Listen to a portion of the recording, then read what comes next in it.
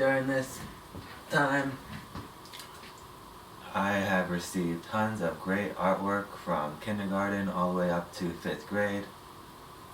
You guys have really impressed me with all the artwork that you've done, from the many different projects that I've assigned, from the outdoor nature projects, to the chalk art, to the recycling projects.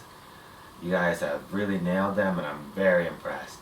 This week I started a whole new video series on big cats in the spirit of our mascot, Glenwood Lions. And I started off with the tiger cub and lions, cheetahs, black panthers, saber-toothed tigers.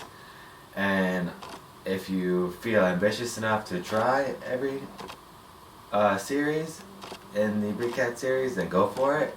If you just want to try one, that's fine. If you don't have all the materials, you just have pencils or just have markers, then just do your best and just try to have fun with it.